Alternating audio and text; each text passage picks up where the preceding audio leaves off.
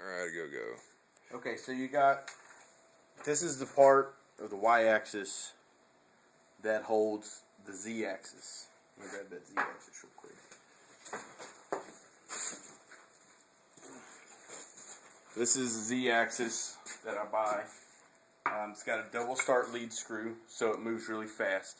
And it's got what's called a floating head. You have a switch here that as this goes to reference, you know, your programming will tell the torch to go down. Mm-hmm. It'll go down, it'll touch the material, it'll trip that switch because the screw's still turning, and pulls that cam up against that micro switch. It'll trip it, and then you set in a Z offset, which is how far is it from here to where that switch turns off again. And then it will pick it up, and you can set that offset, and then in your G-code set how high above your material your pierce is, your initial pierce and all that. So this is real simple. Mine's super complicated. It's a pain in the butt to keep square all the time. This one's super simple. I cut apart, where's that? Cut a couple of these. Real simple part you'll be able to cut with your machine when you're done. And it bolts onto here.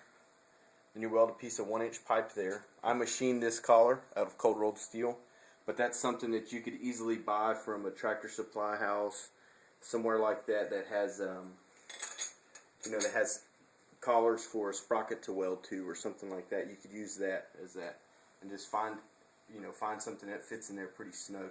It doesn't have to fit perfect, because as long as this face and the other face that gets welded to this is square and parallel with each other, then this will sit parallel on there.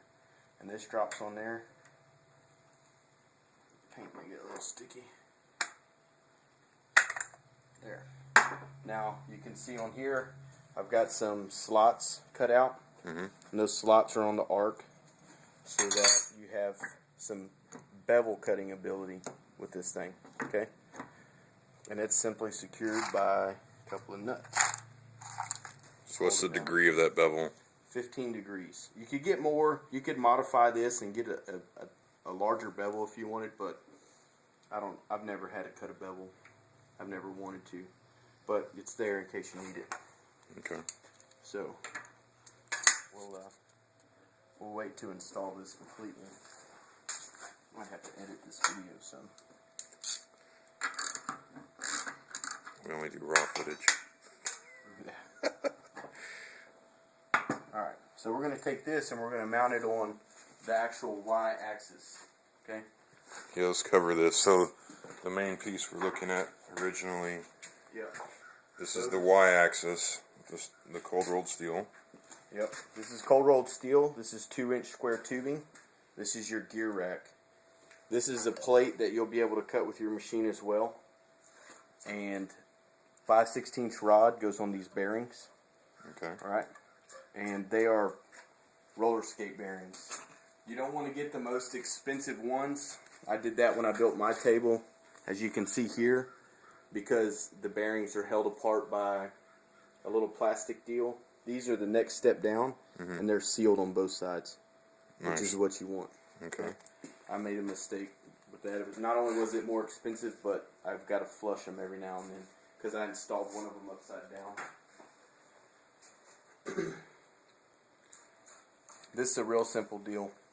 Pretty cut and dry. These, they ride on this edge here. This piece is upside down. They ride on this edge, which is masked off. And then you install these bearings.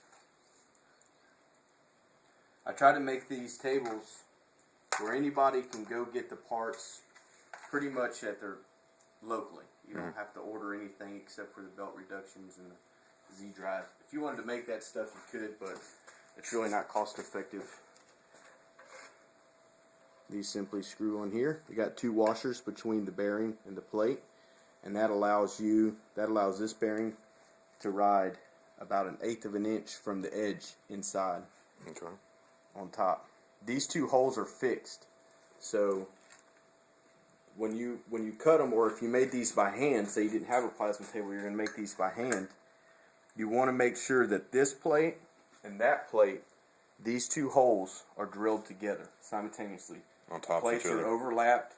And the best thing to do is, say you just had some 3/16 plate and you were going to make these with a saw, is clamp the two pieces of plate together, lay it out on one side, and cut everything out. Cut them both out at the same time, sandwiched together.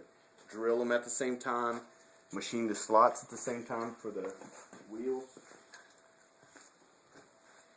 Do everything that you can at the same time, because that's going to make sure that they're exactly the same, which is the most important part. So these screw on here, and we'll tighten those up.